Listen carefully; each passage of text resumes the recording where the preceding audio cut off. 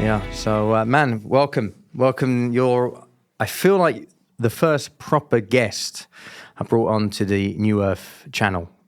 So it's exciting to see what uncovers as you sat down going, as we're about to shoot, is there no structure? Are we going to talk about what we're going to talk about? And I said, that's just not the New Earth way. The New Earth way is to be in the flow and feel the moment and really kind of go for it. So, I like it. Let's tell people about yourself a little bit, just to start it up. I know you told me you're in psychology, and the kind of conversation we've had at the New Earth Cafe have been pretty enlightening. So I wanted to kind of carry that on here on this podcast. Yeah, nice. Well, first of all, such an honour to be on the New Earth podcast. And I think, thank you, brother. I guess sometimes in life you are kind of projected into situations and around people where you've got an opportunity to really come together and have a meaningful interaction. And that's what happened in New Earth, didn't it? Yeah. And I'd just been heavily reading loads of philosophy on meaning and Sartre and Nietzsche and whatnot. And you were talking about meaning with Desiree, and we had a great conversation about philosophies of just that. It was a great first chat. And it's nice just to be able to do that, really, just to chew the fat, without any structure, I guess, and just to kind of see where you end up in analysis. And I think for me, that's one of the great pleasures of cafe life. And New Earth brings that around, doesn't it?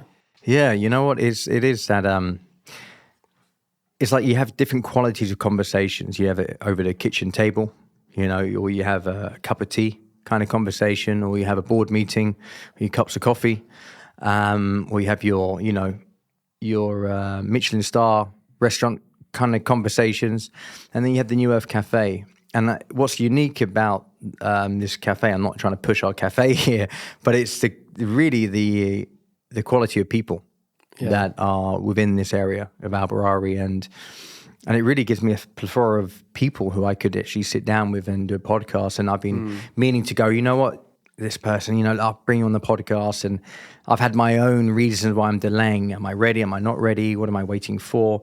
To make this happen, and just start, and just to start and having this conversation that we had in the cafe, and it was interesting because coming from your psychological background, which I know you'll explore and share with people. It was interesting to see from my coaching aspect. I've gone a different route to you, where you've obviously gone very educational. You've gone through the channels in that way, and I've gone through a different channel completely out there, and to see that we're kind of aiming to do the similar work, but it's just so very different. So coming from the coaching background, and you have your psychological, I'm saying this correctly here, background, explore, a little bit about your journey, what brought you here to Dubai? Yeah, so, first of all, just to make a comment on what you mentioned there about community, and coming together in New Earth Cafe in Alberari community, I think brings the best out of these types of communities. We could develop critiques of the kind of structures that, communities like Alberari create, but it is wonderful to kind of join together in that kind of cafe and sort of connect with people and have those kind of conversations with people here, and sort of just explore, anything from the multicultural elements of Dubai through to what we're all here for. So it is a really nice vibe, and it's nice to extend that into today. But a bit about me. I guess I'm a psychologist. That's how I would kind of describe myself. But my history in psychology and my arrival to where I am now has been really quite odd and sporadic and spasmodic. And I think that's been characterized by a total lack of structure in my kind of educational route or career ideas. Never had a plan. And I think we share that kind of in common in many ways. Like I never had a clear kind of plan or a vision of what I wanted to do or where I wanted to be, but I just kept saying yes to opportunities that I was interested in. And so I found myself studying a criminology degree in Sheffield. I didn't even apply to university, but I was at that age where it was either get a job or, figure out what you want to do. And I just thought, right, I did a criminology module in a psychology A-level. I was kicked out of a history A-level because I was a bad kid, bad student. Ended up doing psychology as a consequence. And That was the first time that I'd really become interested in, I guess, behavior, but also education and ideas and philosophies and whatnot.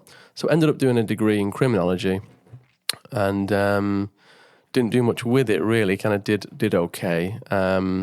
Worked in the private sector for a while for a company, for the Chamber of Commerce in the UK, and kind of hated it. It was a 2-year stint and a bit of an insight into perhaps reducing individuals to kind of capital. It was classic sort of integration with the private sector. Didn't really kind of enjoy that, and ended up doing a master's in psychology at Nottingham, and that's where I became really alive. It was a great master's. At the time, I was working for the Samaritans in the UK, the UK's foremost suicide hotline. So I was there 4 years as a volunteer, listening to people's innermost thoughts, feelings, despair, and was realizing so much about the power of communication, the power of empathy, and I guess the niche of those types of qualities in a society which is just kind of always rushing. Just the power of presence for somebody. Absolutely, that's a great way of putting it. The power of presence. And so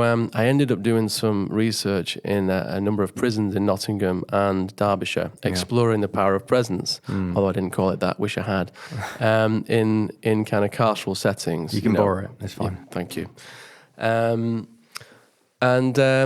So that led to a PhD. It kind of, I'm missing out a few things, obviously, but I guess the story was a bit of a criminology background, some volunteer work on the side, and then when you have those moments where a few disparate interests start to kind of congeal and come together, that's what happened. So by the time I'd done my PhD, I was integrating my work with the Samaritans, some of the criticality stuff from my kind of unsuccessful time in the private sector, my interest in philosophy, and my interest in phenomenology, which is what we spoke about quite a lot.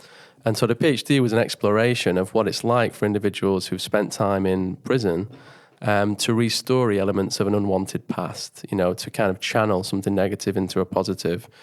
And we developed listener programs in prisons. So we took the Samaritans framework. So if you're distressed or you're having suicidal thoughts, you can call a Samaritan listener in the community. We took that structure and we put it into prisons.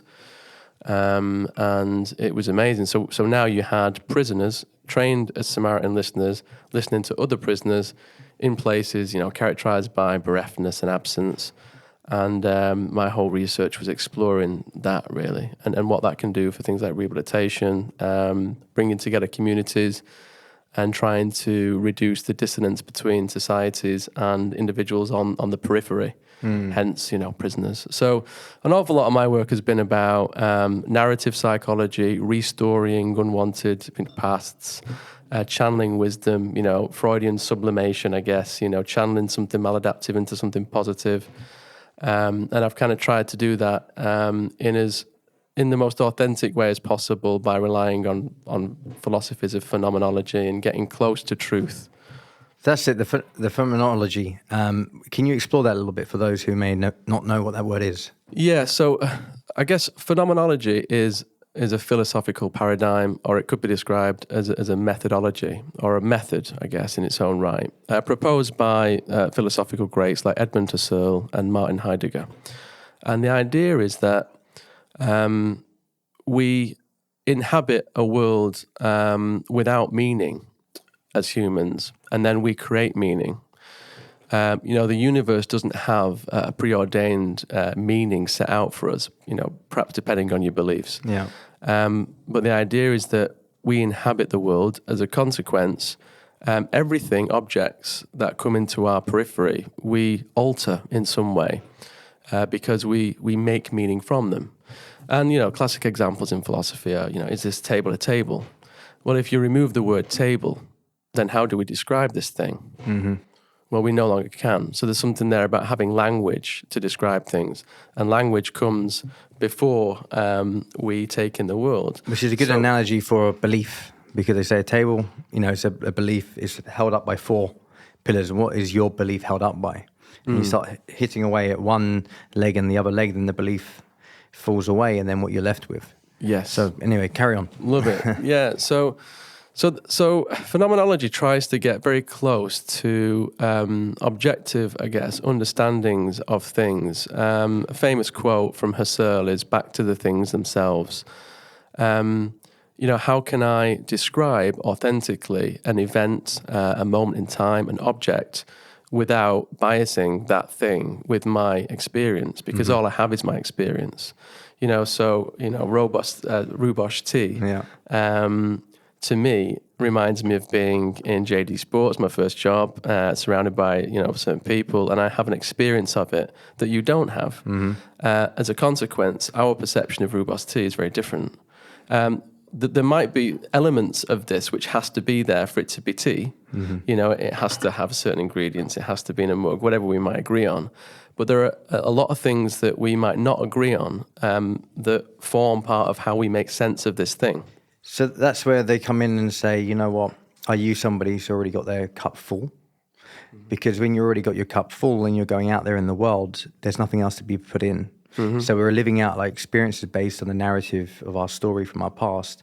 And when our cup is full, as this analogy goes, then we are going to be triggered, or we're going to see through our tainted lens of our past experiences, and we're not able to learn something new or explore a new feeling, particularly with rooibos tea. If we're already full up, we need to empty the cup, and this is where it goes, where we empty the cup to then go, are we clear enough to have a non-biased view about rooibos tea? Or when I'm speaking to a client, as you're speaking to a client, and looking at them and their life without our projected biases onto them. Yes, brilliant. And really that's a great analogy, and there's many of those that exist in the phenomenological literature. Nice. Just a pun. Go on. And what you talk about there is the cup full. Husserl or Heidegger would refer to as the natural attitude. The natural attitude is simply autopilot. We're on autopilot. We make sense of everything in our daily routines. We don't stop to really question the authenticity of our experience. We just take things in. Yeah.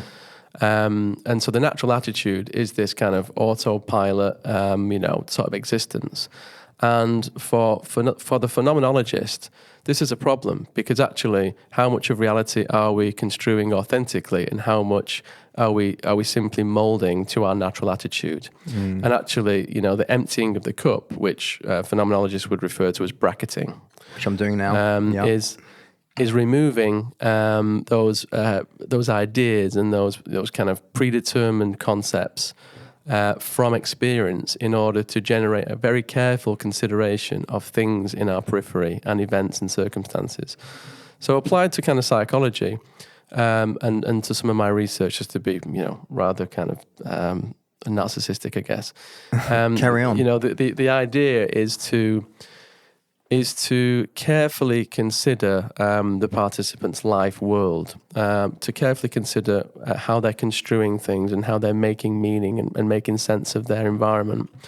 A lot of psychology research and a lot of research generally is kind of deductive. It begins with ideas and conclusions, and then the research is looking to confirm or deny a hypothesis of some kind.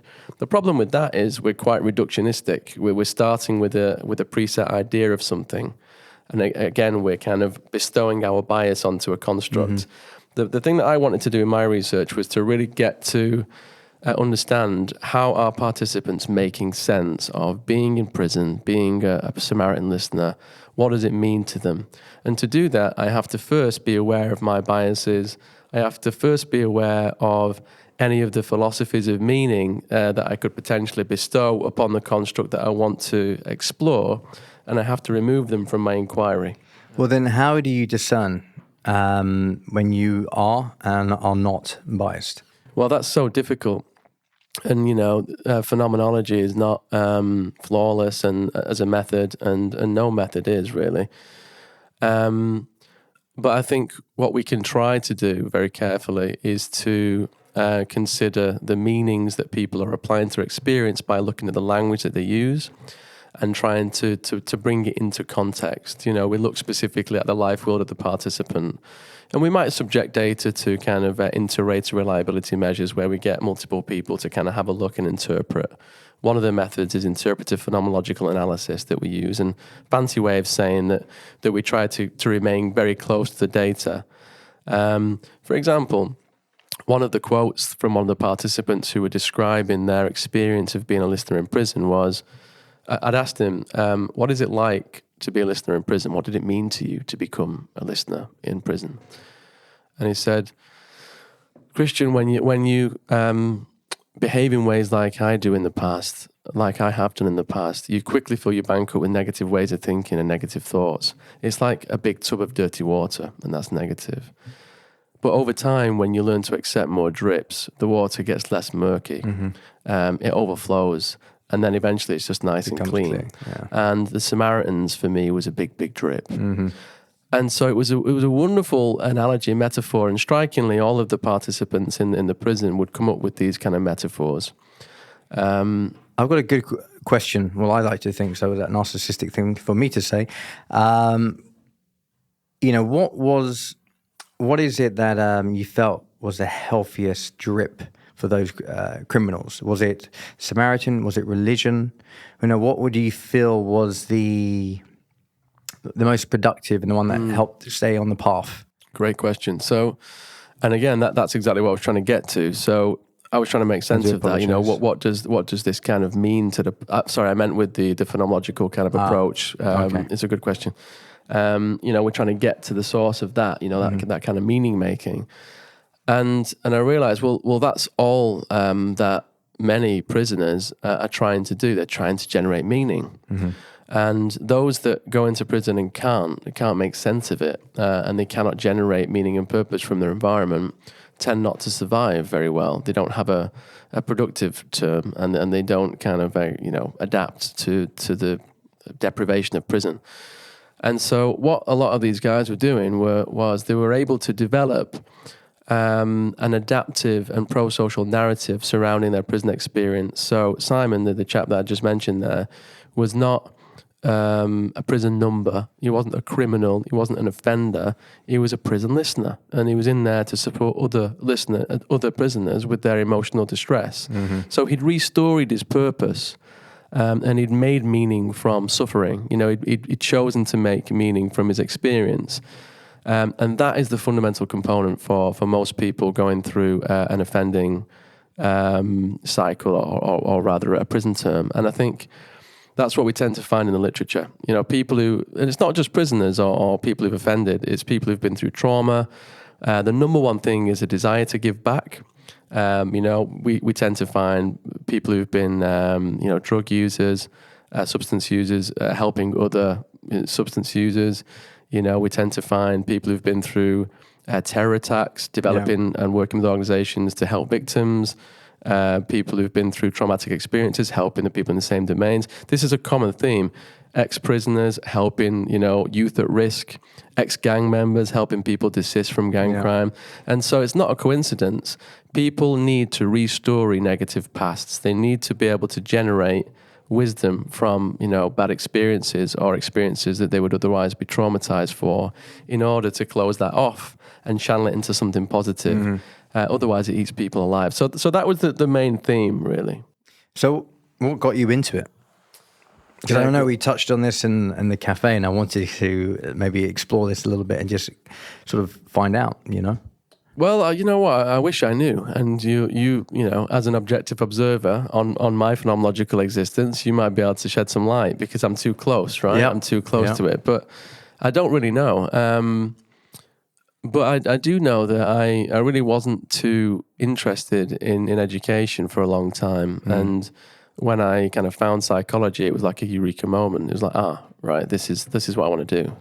I'm interested in this and I'm good at it. And I think it channeled something within me already, which was a hyper awareness of emotionality and a hyper awareness of I guess temperament, how people feel, connection. I've always been described, and I don't particularly like the description, as a sensitive person. I think it's often used as some sort of backhanded insult, right? But I had the same nickname growing up from my family. I was the sensitive one.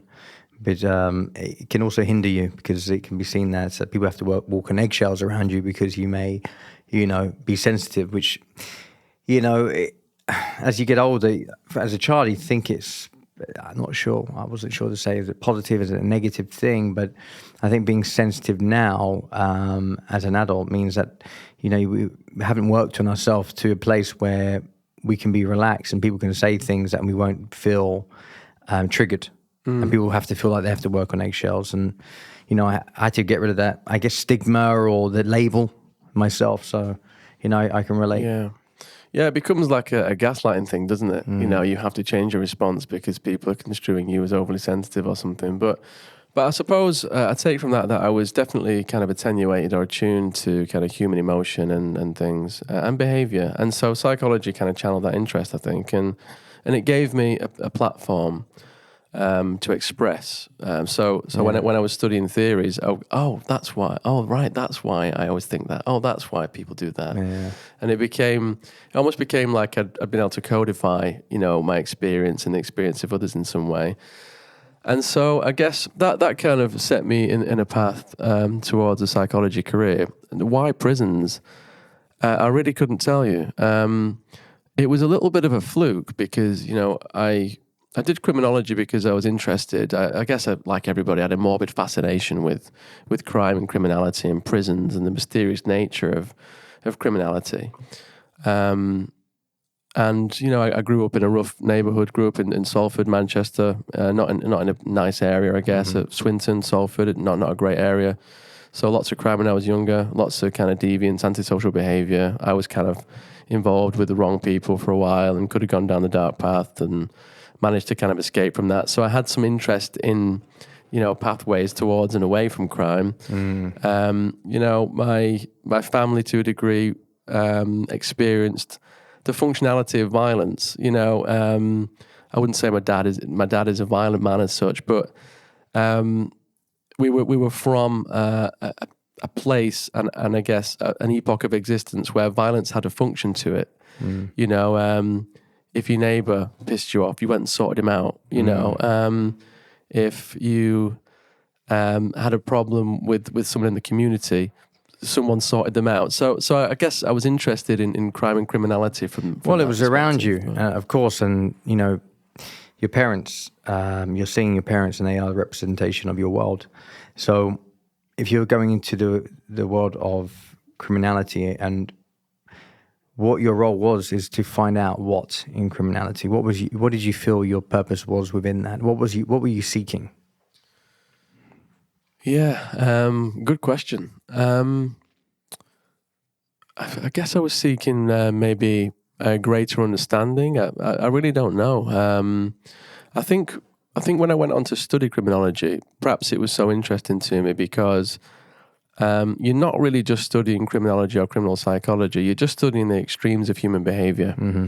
Whether somebody, becomes violent or whether somebody, has a manic episode or whether somebody, I don't know, feels, really depressed, whatever it might be. I guess I became interested in end of the negative scale, let's say. And I've heard you say it before when you mentioned the cup and, negativity and, it sounded like when you were growing up, there's a lot of negativity. And, from your father and to your mother, did you feel there was negativity around your childhood when you were growing up in the family construct, not just the environment outside? Yeah, there was. I mean, I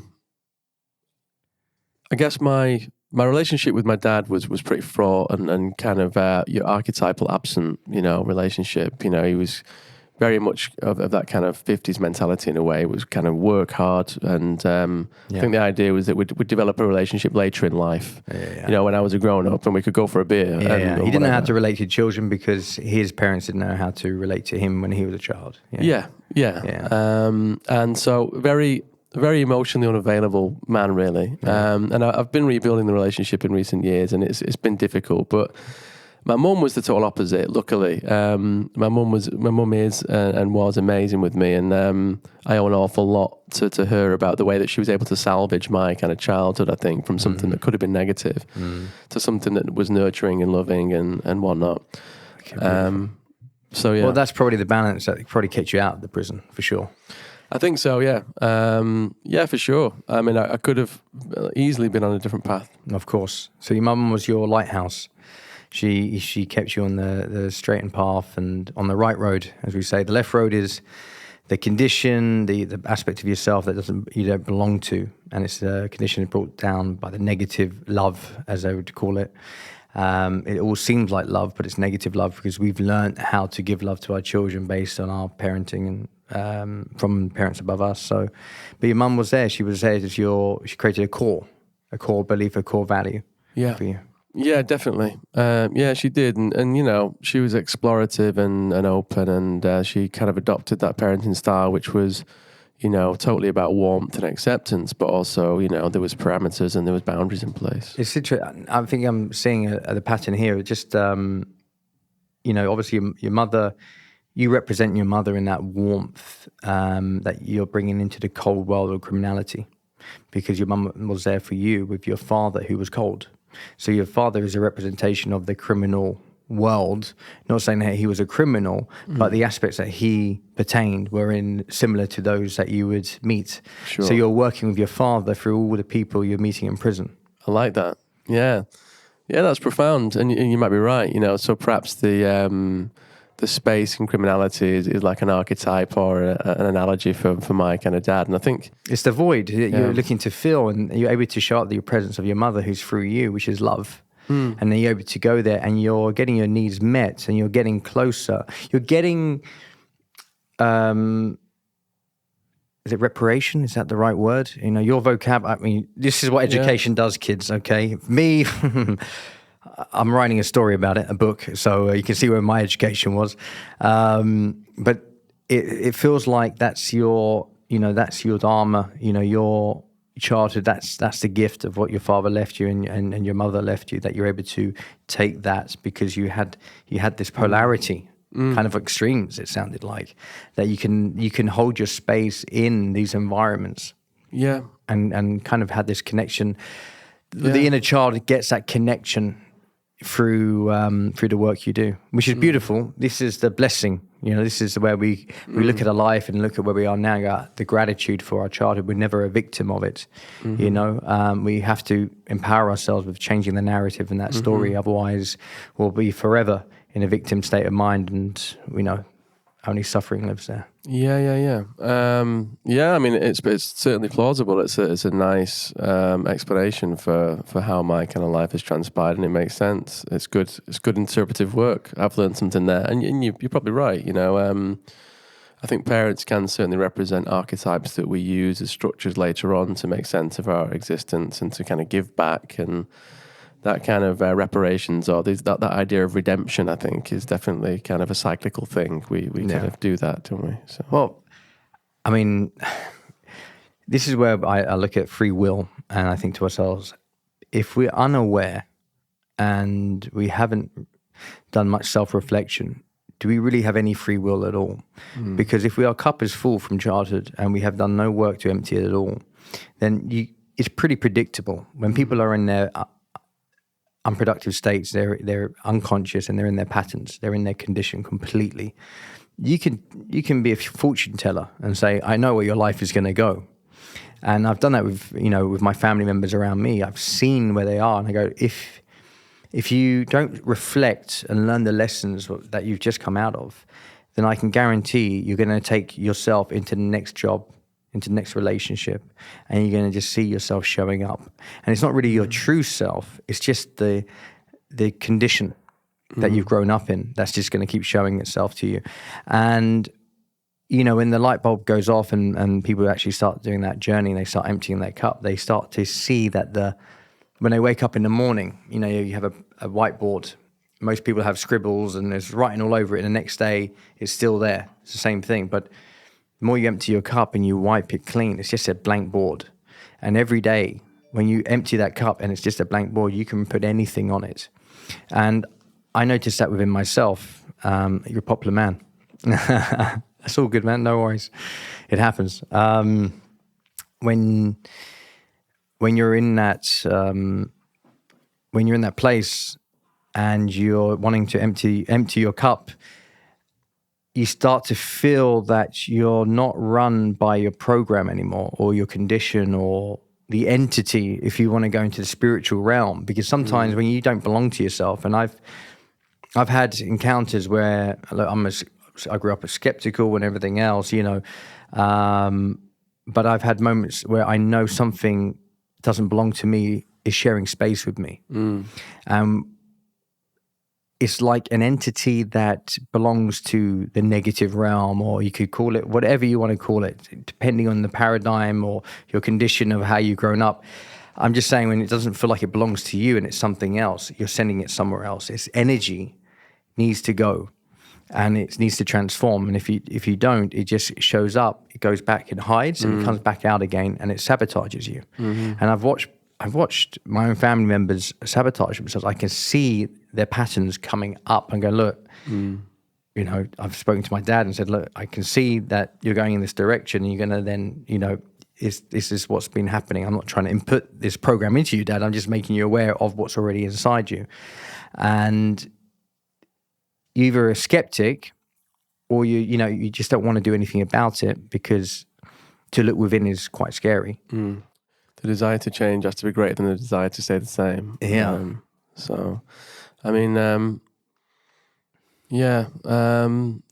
I guess I can't help but borrow from philosophers again, and I think Sartre would probably call that living in bad faith, where we lose connection with our authentic self, and we generate energy from courses in life that don't really serve us, but we convince ourselves that they do, because it's much easier to gravitate towards that facet of meaning than it is to take ownership of the mistruths in our lives.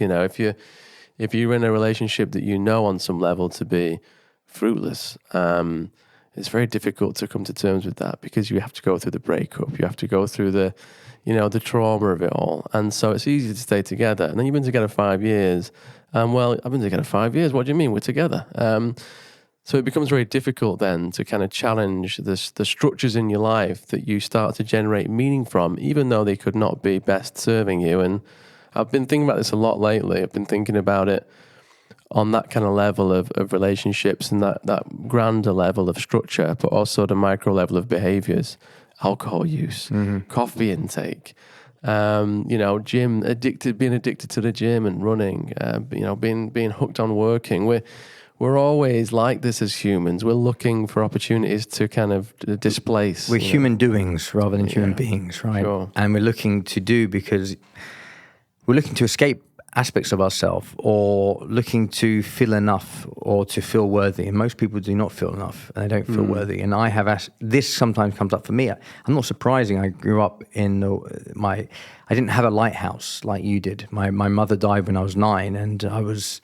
It felt like we were just left in the dark for a long time. And so the core, for me, this is why I've gone into this deep journey, because the pain and the void was so deep. It was a well of just sadness and stuff that was unresolved, because we didn't have that nurturing care. And so this is what's pulled me into the world I'm going into, and I'm getting really deep into some of this work, and using plant medicines, and going on these courses, and speaking around the world, and finding whatever it is on this journey. And thankfully, where I am now, I feel I'm settling and having a family and a home, something I never thought was possible. And especially living where we live, it was miracles happen, and I'm really moving.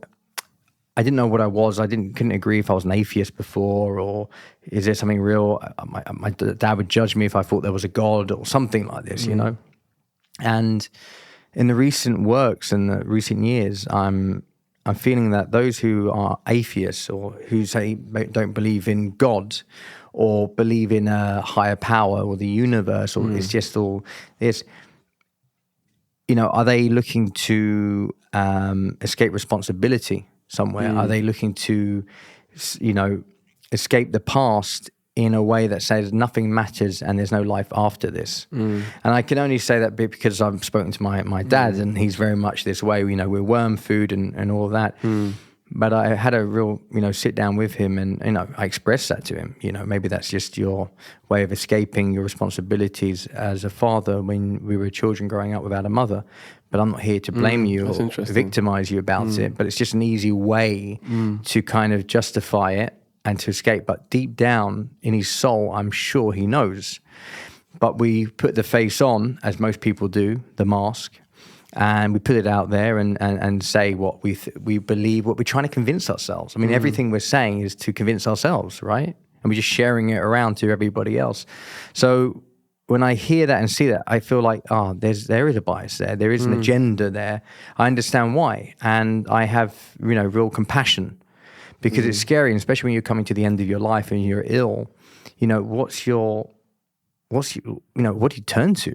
And also, how do you make your life meaningful if there's nothing else to be accounted to? I mean, for me, Divine Mother, the Divine Father is pure, unconditional love. And I'd rather live a life knowing, and after my experiences, knowing that it's up there really having a hand on us, so that I'm held accountable to something absolutely beautiful.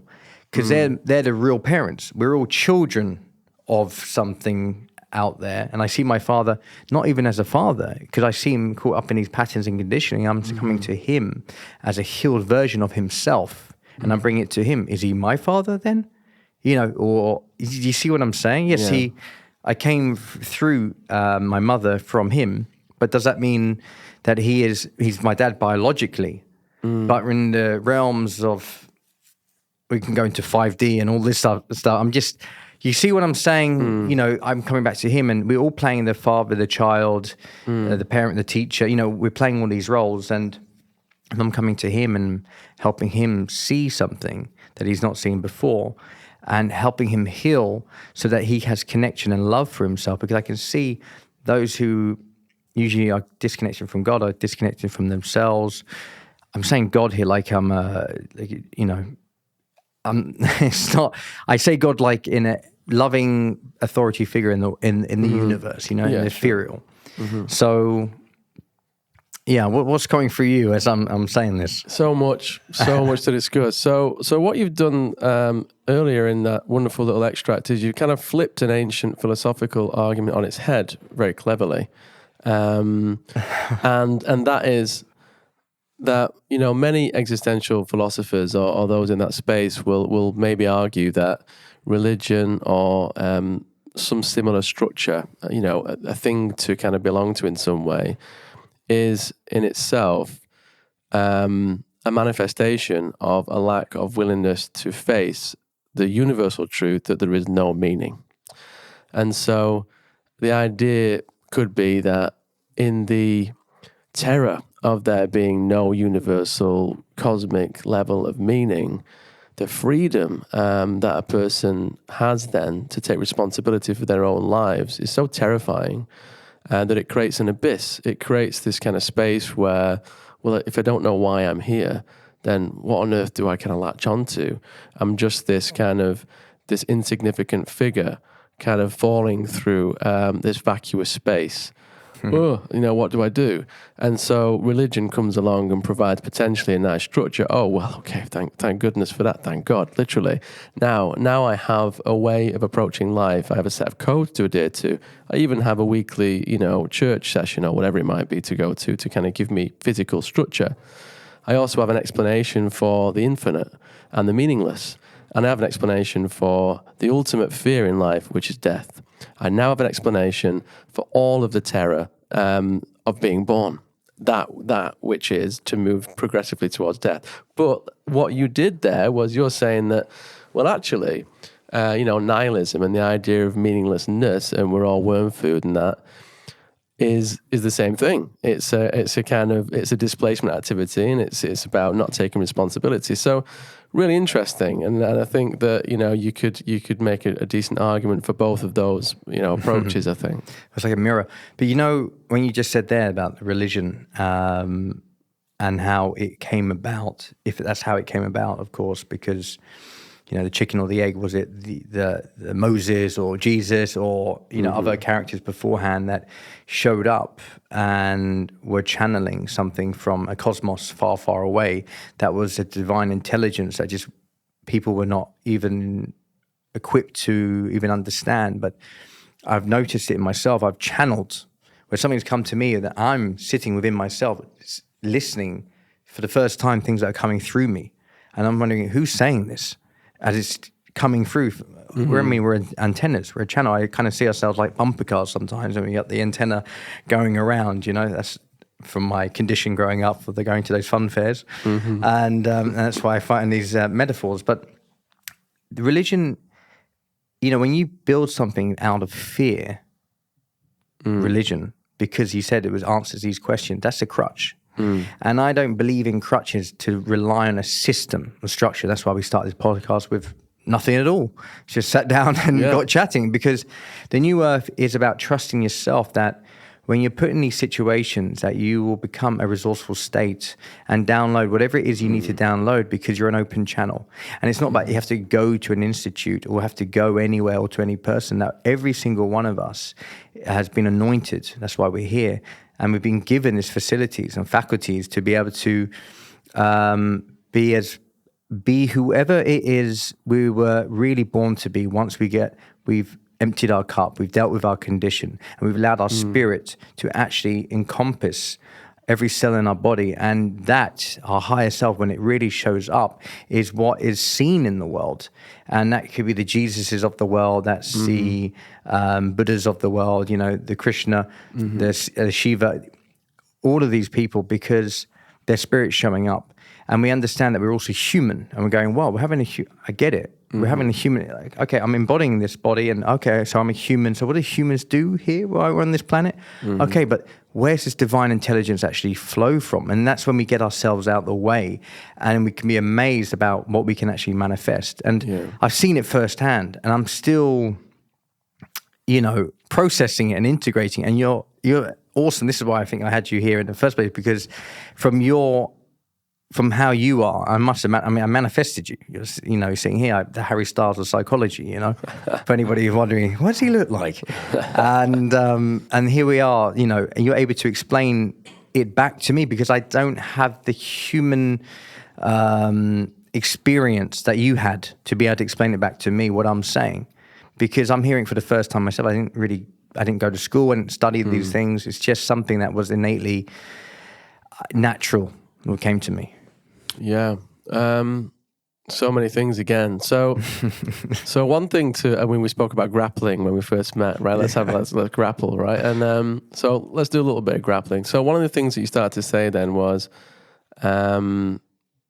that we may be born to be a certain thing. You know, who were you born to be? Who were you born to become?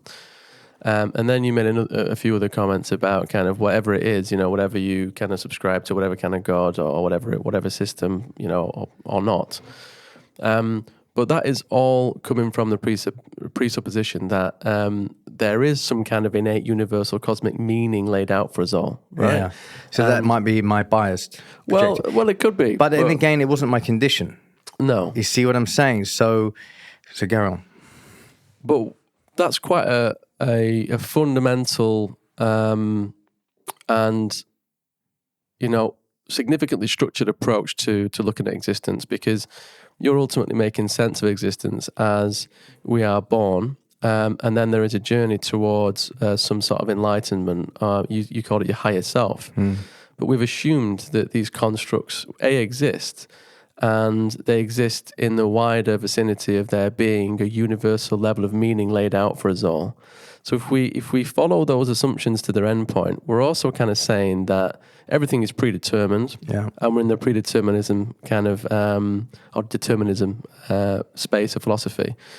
And then we're kind of saying, well, there's no true autonomy. We are all kind of puppets on some kind of predetermined, you know, set of strings. And that's what I'd love to explore. And then, so I think that potentially this opens you up to some resistance to alternative ways of being. your dad's worm food, philosophy is going to sit particularly poorly with you, because Not at the beginning. No. Because that was something that I had to, ironically, come out the soil.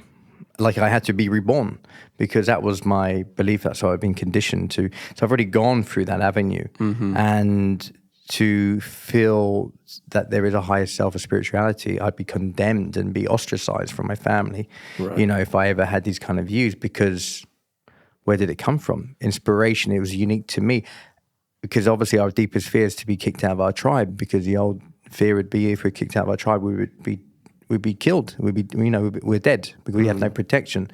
So we'd all be so, protected within our family circuit.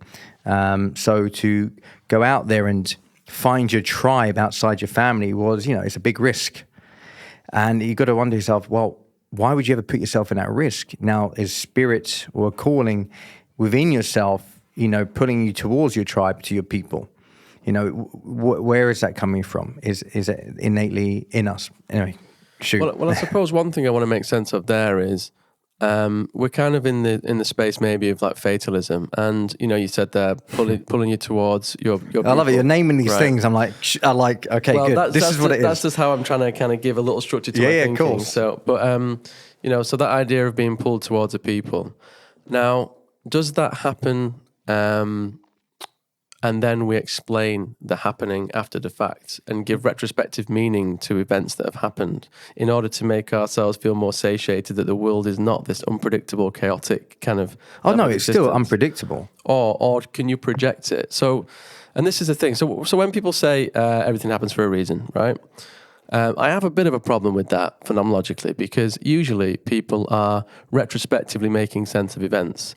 No one says this is going to happen for a reason. People might say if it happens, then it happens for a reason, and they're making sense now of being in the position they're projecting and then trying to kind of make themselves feel more comfortable. It's a comforting idea that everything happens for a reason, because it gives the comfort that the right things will happen to the right people. You'll get what you kind of deserve. However, my problem with that is this just a comforting idea that allows us to feel okay with the fact that the universe is completely unpredictable and chaotic, and it doesn't really care about us either? The universe has no preordained plan for us, but we want to construe it as having that to give ourselves... Is this your belief, though, coming into it? Because that sounds like it's your bias coming in, and that is the matter of fact. It could be, but then, I can start kind of getting all dreary and talking about evidence and, what evidence is there that the universe has this kind of preordained level of meaning set out for us? And also, if it does, then I could probably kind of utter some evidence of the contrary straight away. And it's really cheap, I admit, but cancer... why do bad things happen to good people? But then that's our judgment, because my mum died of cancer, and I could, as a child, hey, I have every right to say, hey, that was bad, right? And as a child, I would say, yes, it was bad, because in that moment, I'm going for a terrifying, scary ordeal that's traumatic, and I have no lighthouse anymore. Yes, it was terrible. Years go by, in the state I'm in, and even though it was a tough journey, right, many scars I have, when I get to the place of enlightenment or gratitude, I'm able to look back at that and go, it was perfect. It was divine. Right. It needed to happen, but I couldn't have the foresight to see it then. And you can only get to that place when you come from spirit, when you resolve, when you empty your cup, whatever analogy you want to use, but when you get to that place, then because it's based on experience, it's based on a feeling. Because you mentioned it yourself, structure, I've got to think. You can never get there with your mind. New Earth is about the heart. If you're living in your head, you're dead. You're trying to slice up and separate. That's the ego. That's where the mind is. That's how we operate in this world. That's how we think we need to operate. But when you trust and you let go of your head and you go into your heart and you start to see the world through there, then it's a different ballgame. You're talking 3D world we live in. Then you go into the 5D world where you start to see that war, though as ugly as it is necessary. Certain climate disasters, why this person died, why that person died. There's no judgment because, hey, the universe doesn't care. It's what meaning we make it mean based on our limited resources at the time. And that limited thing right there is at the crux of how I think I'm trying to make sense of the world, and maybe how the philosophers that I borrow from do. And that limited thinking is the dissonance between humans' need for meaning and the universe's inability to provide it.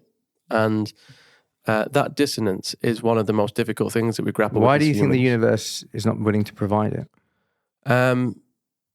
Because we've found no evidence of there being this kind of universal structure of meaning that humans feel okay with. When you say no one's found any evidence, have you asked every single person on the planet? No, but I mean, if people feel good about kind of having a religion or having an explanation for what happens when they die, or for reconciling traumas in their lives, that's great. But can we say that those explanations are authentic and true? Can we say that they're true? Can we say that they're universally true? Can we? Well, define. Well, then we have to look at what truth is, right? Because truth is relative. Your truth is your truth. I mean, of course, we have hard facts. I mean, if you have a belief or truth, I mean, we could say, is America real? Is America real? Is that a fact? America's real. Well, what if we all stop believing in America? It's just a country. It's not even a country. It's just a great place. Well, maybe at the time, we go into in the politics, but it's held up like a table, because our attention, where our attention goes, energy flows, and if our attention's there and we believe like money is money, then that's how the world operates. And that's, industrialization, what's brought our perspective here. And a lot of people are living within the matrix, they call it. And they're so in it. And I was in it. And then I was, in the city I was working, and then you step out of it and you step out of it. And the more you step out of your existence, your condition, and you go into a new world completely, a new earth, then you're living through you start to live an experience of feelings that you've never been able to feel before.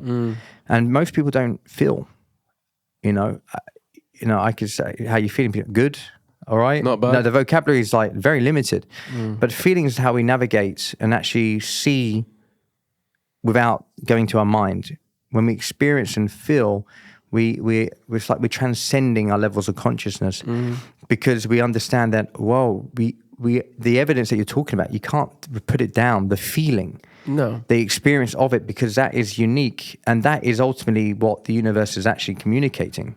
Well, and I'm not saying that we reject any of those things. And by the way, I'm not. Who's we, by the way? You in the psychological. Who? Yeah, as humans, I'm not kind of saying that we should reject, ideas of religion or of course, transcendence, higher consciousness. These I know kinds you're of not. ideas, right? All I am saying though is that you're challenging it, which I love. Well, I'm just saying that perhaps we should be dubious to completely invest in them as well. I come from a position where, life for me is just the continual questioning of it. That's it. The purpose of life is to interrogate it, forever. Why?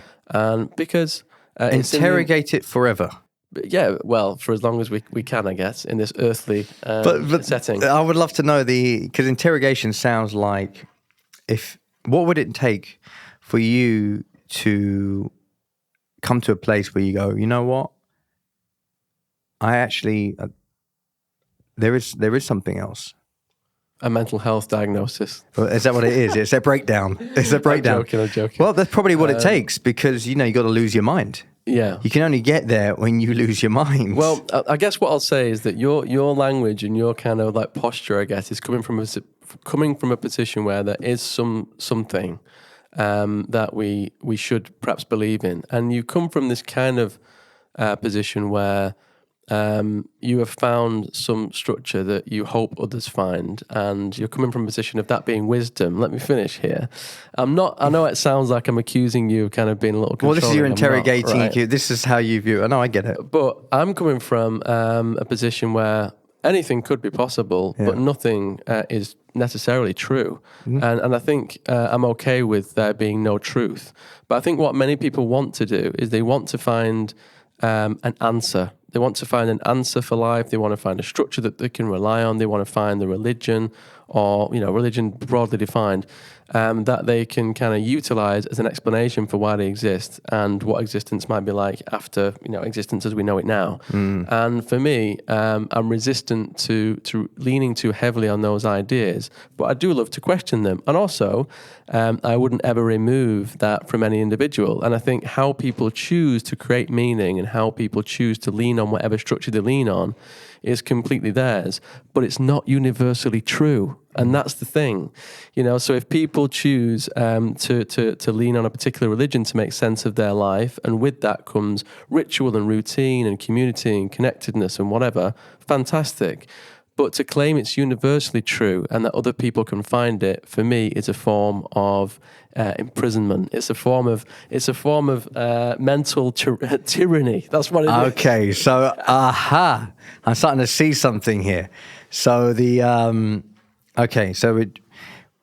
mental tyranny. Was this like your father? Was it when growing up? This is like the mental tyranny. So it's sort of the authority. Hey, right. This is not the universal law, Dad. I'm going to challenge this, and you had back and forth with your dad growing up. So look, well, I mean, could be, but now you could just be doing the same thing that I've described and bringing me into a structure that suits you and your explanation for the universe. Was there truth in that though? Well, there can be truth in anything. I just said, if that was not the case, then that's fair enough. Well, no, I preceded my little kind of rant there with there can be truth, and I'm open to truth in anything, and I don't reject anything, but I also don't completely lean on anything. I agree.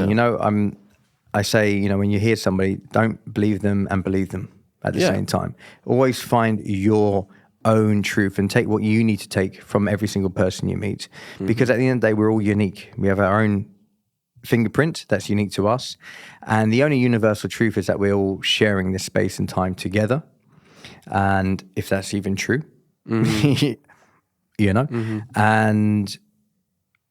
when that's what I like now. I think that's my if I have some sort of mission, it's to create spaces where people do that all the time. But then if that's true, if that could be true. What, because you mentioned it about being in the void and kind of just falling. What's your fascination of staying there? Because it seems like you're not looking to land anywhere, that you want to carry on free falling. Why? Interesting that you would use free falling, this terminology of losing because you mentioned it before. Absence and bereftness. Because you said into the abyss. It was the abyss. You mentioned the abyss for me is not this kind of negatively key construct in a way. It's truth. The abyss is truth, and truth is frightening. Responsibility is frightening. Truth? If we're going into what is truth. So you're saying that you want to say the abyss is truth. The pursuit of truth. The pursuit of truth. And it's frightening. Yeah, because truth defined as the absence of a structure that can allow us to make meaning in life is very frightening, because we want answers. We want to know why we exist. We want an explanation for why we're here. If we don't have that kind of higher level structure to bond to, then it becomes very difficult to sort of navigate everyday life.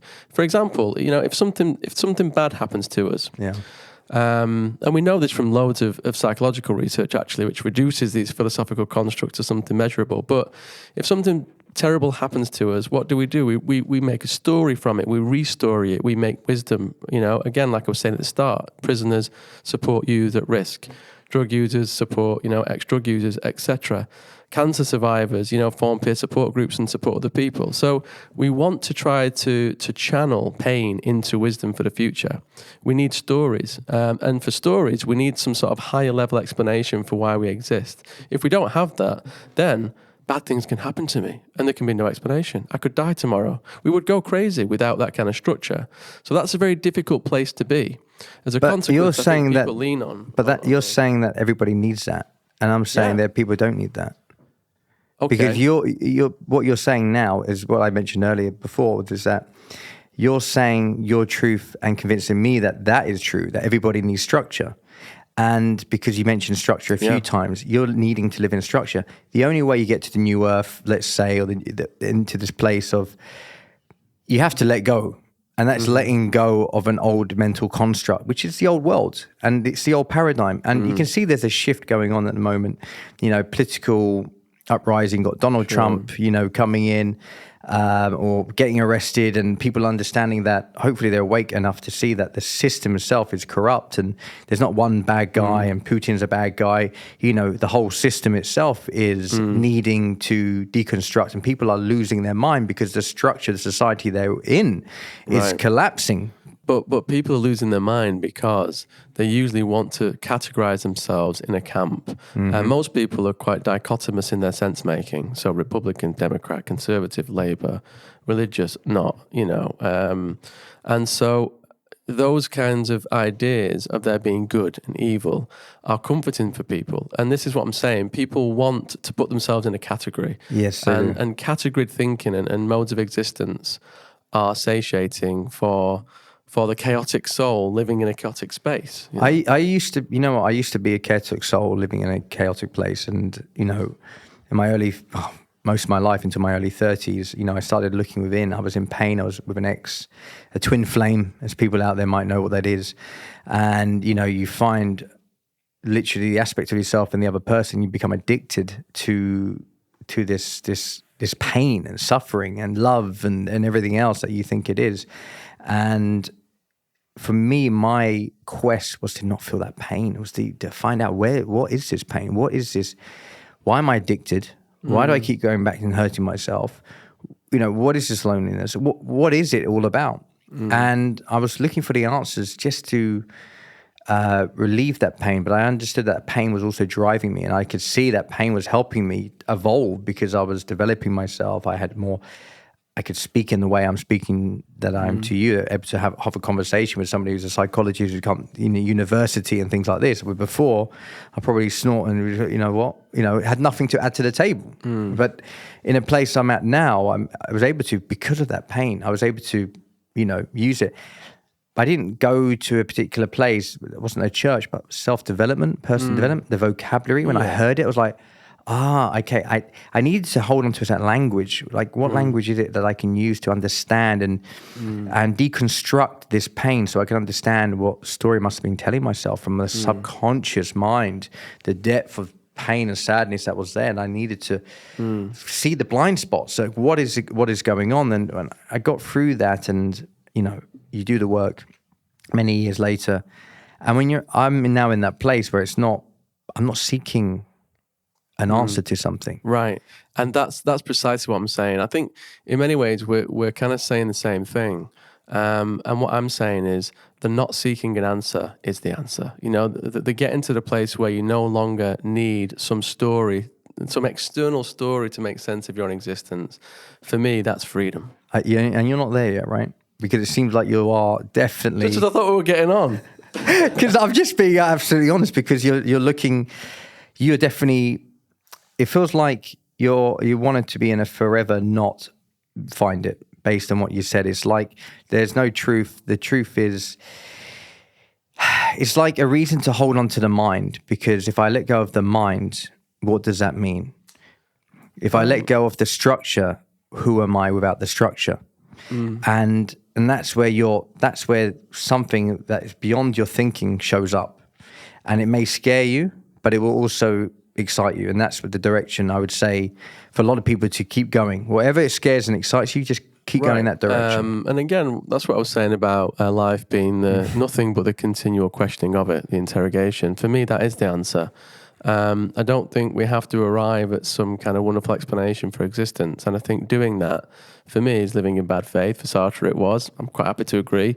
But that kind of idea that we can reach some sort of universal level of explanation for the reasons that we're here, I think it's sort of a waste of time, and it's quite dull.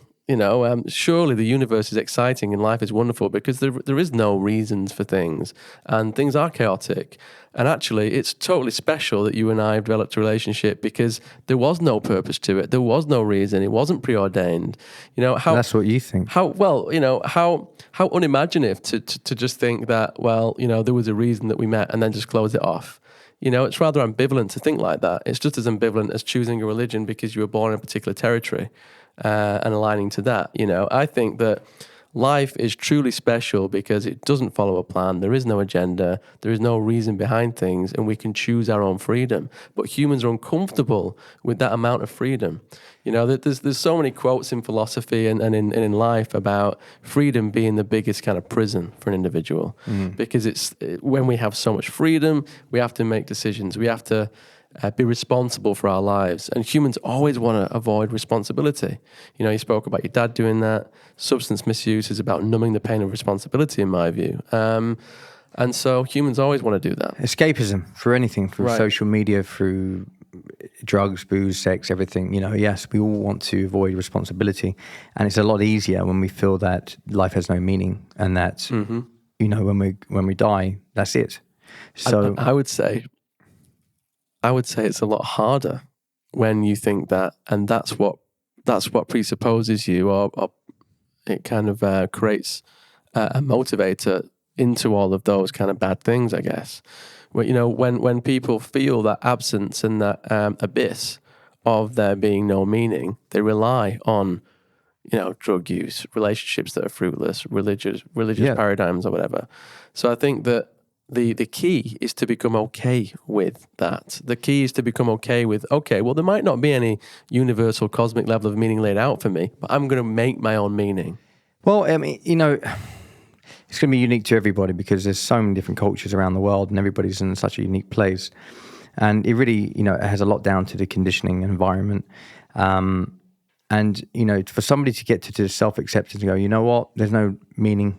I accept that there's probably nothing out there and we're in a void. I'm going to better my life and be an impact to people. It just doesn't seem to compute. Well, you didn't make it sound sexy. Yeah, but, you know, at the end of the day, it's like, you know, what really gets people up and they want to start serving people because there's a sense of knowing that they belong. And that's another thing I wanted to discuss. And this is the thing that this is a kind of, not quite a dichotomy, but a dilemma, a philosophical dilemma, is that if a facet of existence is true, but just not particularly desirable, then it's usually the desirable route that gets kind of favorability. So, you know, it might be true that there is no meaning and that we're all here in this kind of abyss moving and trying to make meaning in the best way we can.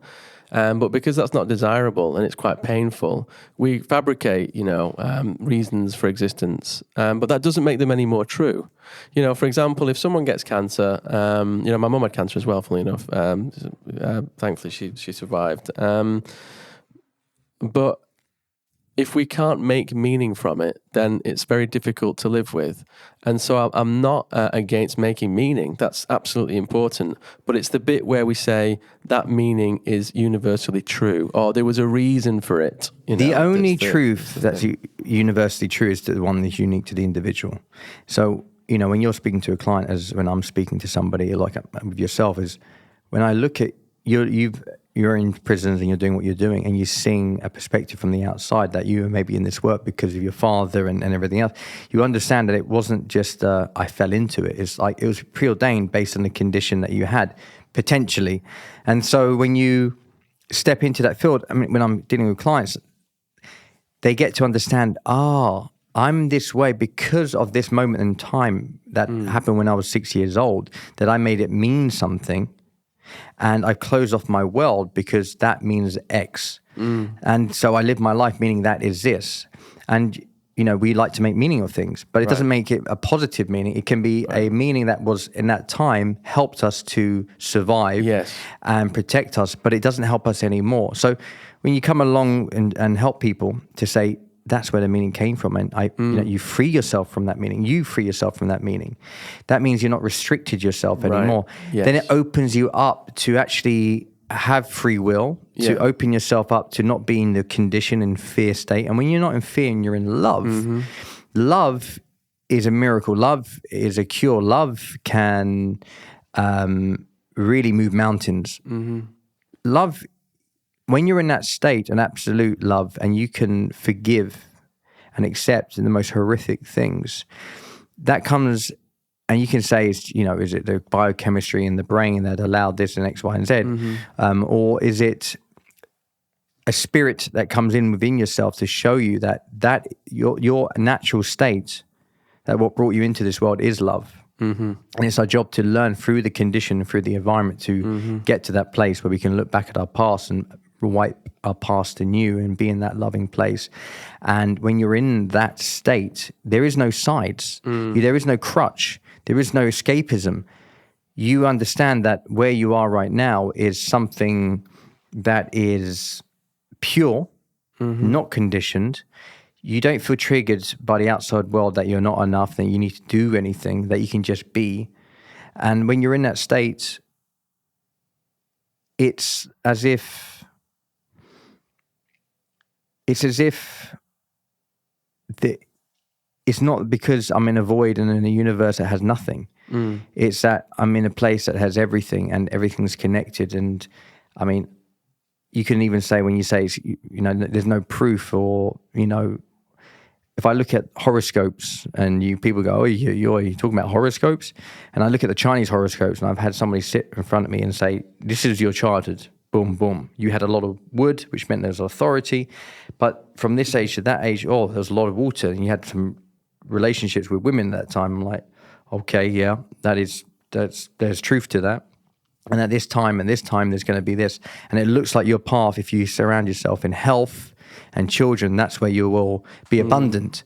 And I'm like, that's exactly what I'm doing. And that's what I'm actually seeing. How did you know this? Not like, where did this cosmic, is there a cosmic soup that somebody knows how to kind of pull from it, create a structure, mythology, and they can speak to others following this, Chinese mythology or, different, and actually go, look, this is what your past life was, and this is what's going on. I'm starting to see that the world is opening up, and there's people coming in which couldn't be explained before, that the spiritual realm is opening up. And what I try to get my head around, I just can't get my head around anymore, because it's not needed as much as it used to be. And when you open up and trust in the heart, I'm seeing things that are just not from this world. But that meant I had to let go of my mind. I was very much in my mind, very much in, in my head. But I realized that was strangling my life. That was strangling my growth and my relationships. So look, I'm going on a tangent because I'm not here to try to convince you, and it may, if it feels like I am, I can only go by my experiences, and anybody can only share their experience at the end of the day. No, I think that was a really nice extract, and I think we're kind of perhaps finally converging now on some consensus, which is that how an individual chooses to create meaning and explain their own existence to themselves in their internal narrative is absolutely fine. For me, the issue becomes when that person then tries to attach that explanation to an external idea of how people should live, and that becomes doctrine, right? Well, yeah, for sure.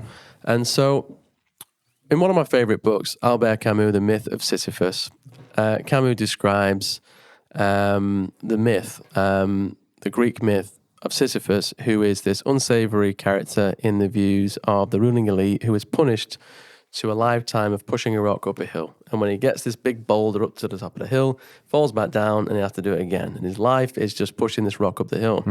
Camus utilizes the metaphor beautifully to, I guess, bring our attention to the idea that this could be all of us. Life could just be a meaningless routine of pushing a boulder up a hill and then pushing it again. For some people, it probably does feel like that. Right. Because that's the meaning they've made it mean. Well, Camus might say that's all of us, no matter what. And many people read those ideas and instantly get miserable and think, hang on a minute, that's not my life. It's not meaningless. I'm not pushing a rock up a hill. But that's not really the take home. And the take home message is, it might be this pushing of the rock, and you might be trying to kind of anxiously assign meaning to it. Instead, what you can do is you can choose to push that rock how you want to push it. You can stop every now and again and maybe admire the view. And you can speak to people on the way. And you can carve out meaning from this journey. And you can do it in a way that suits you. But perhaps what you should be cautious of doing is assigning a universal truth to that journey, because that is living in bad faith. That's moving away from authenticity. So recognizing that actually this mindful journey, this present moment focus of pushing this rock provides opportunities for my life to mean something to me, and that's fine, is for me personally, a good, helpful way of looking at the abyss, so to speak. And, so maybe we could say that we're all pushing a rock in some way, but how we choose to make meaning from that is ours, and it is the only truth. Truth being broadly defined as the absence of this desire to move towards a distraction, a projection, a sublimation, some sort of, a desperate attempt to distract from the abyss. Well, going back to the abyss, rock, pushing uphill, you're obviously seeking certain metaphors that meet something within yourself. Right.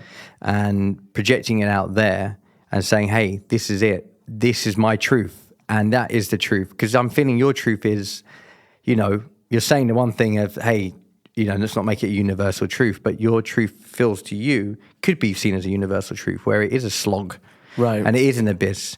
And no wonder if you've had the condition of growing up and you're working into prisons and you're doing psychology, that you're around this environment, that those people definitely would feel that way. And you're going to have your universal truth in yourself met by other people in your vicinity, because they would say, yes, that is true, because they back it up, because they're the kind of people who would believe that, and that's why they're maybe in the position of being in prison and having a tough graft, But I think I've maybe failed to explain something, though, is that that's not a way of looking at life negatively. I'm not saying that it's a graft. I'm not saying that the pushing of the rock is this laborious thing. It's just a metaphor for meaning, of course. Right? I'm the happiest person I know. I really am. I'm not kind of looking for something. I feel really settled. I'm not trying to make you feel like you are not. So if it looks like that, But I can understand that the metaphors I use, and existentialism generally, is construed as this nihilistic, miserable, pessimistic kind of doctrine or whatever. But actually, what the authors are trying to do and what the stories are there for and the myths are there for is to remind us that, no, actually, this is super positive. Once you accept that you don't have to assign yourself to some ambivalent meaning, some external meaning, your mum and dad telling you what to do, universities, institutions, marriage, having kids by 35, getting a mortgage. Once you accept that there is no external thing that you have to do, you can really harness your own freedom, and that is true liberation. And so this idea of truth and whatnot is just really about not having your autonomy and your freedom detained by some external explanation for why you exist. When you said the external, so when you say, free from external having to do's and should do's, 100% agree with you. Right. When you're free from that, because the should is from an outside perspective where you're still under the authority of your parents and you haven't dealt with the inner dialogue of your critic and the emotional child, because it's not evolved, because you're still living in that condition, even if you're in an adult body.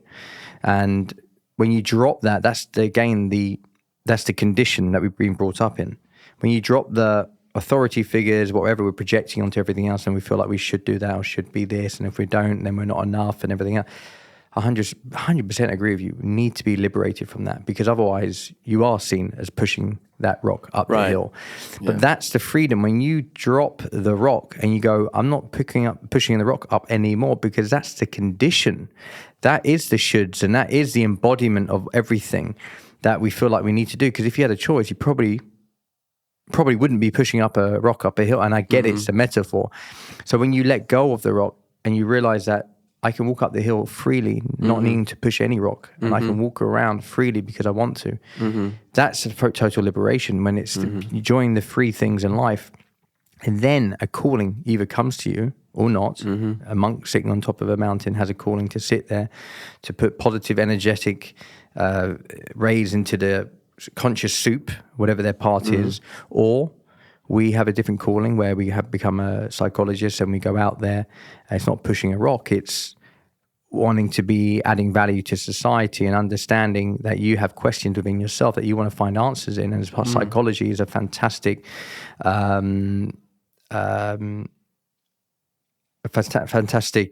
resource, discipline to use to go and seek those answers, because you get to go into places where most people don't get to go, into prisons and speak to prisoners and go to the extreme end, because there's a calling within you and you've got the tools that allow you to get into certain environments to go seek that answer.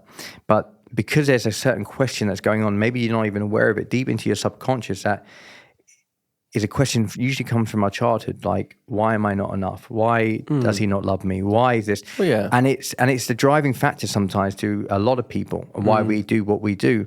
And that could be yours, that's why you're going to this or not. And I myself, you know, when I was back in the days as an actor, I was playing these criminals myself, actually in real prisons, and getting into the mind of these people, and I'm going, why am I even doing this? You know, what's my reason and why I'm jumping into the minds of these people? And it's our experiences, and when we learn to read from books or have conversations like this, that we get to see our blind spots, and then we look back at our past experiences and go, oh, that makes sense. And then we make sense of it. Nothing more for the meaning that it's interesting to, you know, to live a life that's unexamined is no life at all. Yeah. And it's worth examining, because the more we do and more we uncover and have breakthroughs, which I was addicted to breakthroughs at one point. I was one seminar to the next going, come on, bring it on, like boom, boom, boom. And then they got less and less and less, but it meant I had more and more awareness, right? And am I going because I want to know what the meaning of life is? No, that wasn't really my driving factor. It was just how to know thyself, you know, and using whatever array of resources I had around me to find that real meaning to myself, and what is my dharma, what is my meaning here on earth. Again, it could be, you know, whatever it is, but it's my universal truth to myself that I want to free people up at least from their condition, as you do, so that their true self, higher self, natural form, spirit, whatever you want to define it as, shows up, because then they can be free.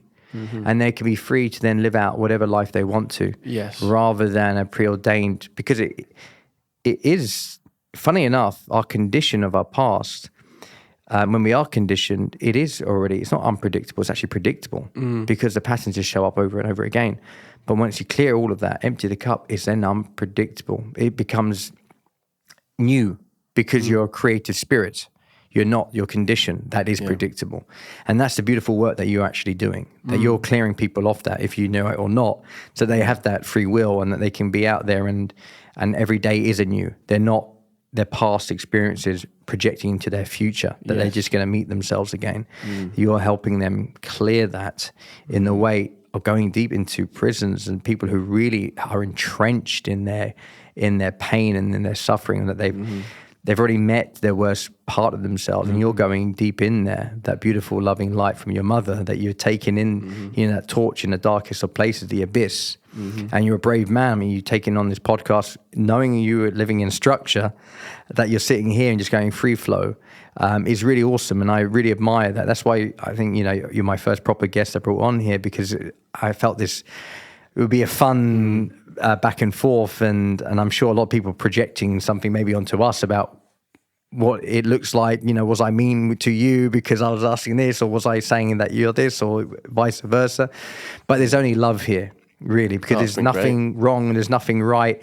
I love what your point of view is, and I wouldn't want you to change, and certainly not to jump onto my view, because I understand that you're going out there, putting your positive love out there that is unique to you, that you had from your childhood. Yeah. And that's what so there's nothing to change, brother, in it. It's just been absolutely beautiful. Yeah, I mean, I think that in many ways there's more areas of convergence than there is divergence. I do want to say that because I kind of, I guess, lean on some of these kind of philosophical ideas about kind of meaning, it's easy to kind of misconstrue me as kind of pessimistic or nihilistic or you know, not wanting happiness, you know, as ill-defined as that idea is. And that's not the case at all. The idea is, once we wrestle with the idea that we might be aligning ourselves to external sources of meaning, and as a consequence living frail and inauthentic lives, once we reconcile that, and then we go, oh, I don't have to do that anymore, most people can then liberate themselves from themselves and find something that's more authentic. And that's when we start to do the work. Yeah. That's when it's, you know, right, what do you want to be? What do you want your life to be about? You know, what are your values? And one of the most important things, I think, to try to do to keep ourselves in alignment with our true authentic self is to start with what do we want our life to be about? What are our core values? If one of your core values is self-growth and connectedness is another one, then what are your towards moves each day? What do you do that bring you in alignment with that value? So if it's self-growth, listening to a podcast on philosophy and phenomenology with Alex and Christian, the New Earth podcast. Another thing that you might do is read 10 pages of a book. If it's connectedness, what do you do to do you go to a cafe and speak to strangers spontaneously each day? And once you can break down your values into a number of towards moves, as long as each day you're servicing those, then you'll have a good day. And you'll have an authentic experience of your own life, and you can build your own story. And so there are many different modalities that I use in counseling and therapy and in psychology to try to, first of all, release somebody from this kind of cage, this kind of confinement that they've created, which is not their authentic story, their authentic self. And then second of all, to restore something that looks like a daily ritual or routine to really kind of service that authentic self. And I think we're both doing the same thing, actually. Yeah. But we're just as you say it, just from a very different place. But that's cool, because you're going to you attract what you are, and because of where you are and what you've come from, you're getting to places that I just wouldn't find myself, and those people need it, and they really need to see the light, because this is what you do. This is what you could say is written in the stars, preordained or not, whatever it is. But there you are doing it, and it doesn't matter really in that regard. What I feel matters is that you're showing up for yourself every day, for your family, and you're going out there doing the good work. And I think anybody else watching this agrees that's what's impressive. And it's not about impressing. It's just about you showing up authentically as you are, as you're still evolving and getting the answers to these questions. And I'm sure there's questions within me, and I said maybe I'm not looking anymore. I'm sure I still am. Probably why I'm doing this podcast, to still find the answers from the different guests I'm going to bring on. And that's it. We should all be kind of looking, and that's what I'm so happy with. I think this idea of just the continual pursuit of interrogating, questioning, always. Finding things, dismantling them, discarding them, adopting them, all of it. I think that's what's precious about life. Yeah, I think I just caught myself when I said before, that question I'm not asking in myself anymore. I am always seeking. Definitely, I'm definitely a student to life. I think when I meant before looking for that question, the pain I was in, and I found the answer what I needed to for then. Now it becomes a different journey, different questions, different, but it's when you don't know yourself because you're in the pain and you're trying to get out of it, it's very hard to be of too much service to people when you're just so wrapped up in your own suffering. So now we're stepping into this place. New Earth really is coming from the heart, and the toughest journey was coming from the mind. Coming down to the heart was, and still is, especially when you're triggered and you're going through something, to sit in your heart constantly. So I'd love to definitely bring you back on, and maybe we'll talk about all the sort of subjects going on in the world of politics, to all the different array of interesting. I think there's been so many things. There's been so many things that have come up that we could go down a rabbit hole with and have another kind of hour on each thing. I think there's just things about narrative psychology which I think you would enjoy discussing with me, hopefully. And I think one of the ways that you augment your experience is with regards to a discerned past self, current self, future self. You use possible selves quite often in the way that you narrativize existence. I'd love to unpick that with you as well. Okay. But yeah, it's been great, Alex. I've loved it. You know what? I feel in my authentic space right now. I love doing this. I love having these conversations, and it's been a real pleasure. All right, man. Appreciate it. Thank you so much. And thank you, everybody who's been checking in and checking out this podcast. Love to hear any questions that you might have, that you might want to ask Christian and myself, or you want us to talk about, debate over, or for him to interrogate me over, whatever it is. And me interrogating him back, to be fair. I'm sure it was a bit of that grappling. So, appreciate you all. Thank you so much for checking us out. See you soon.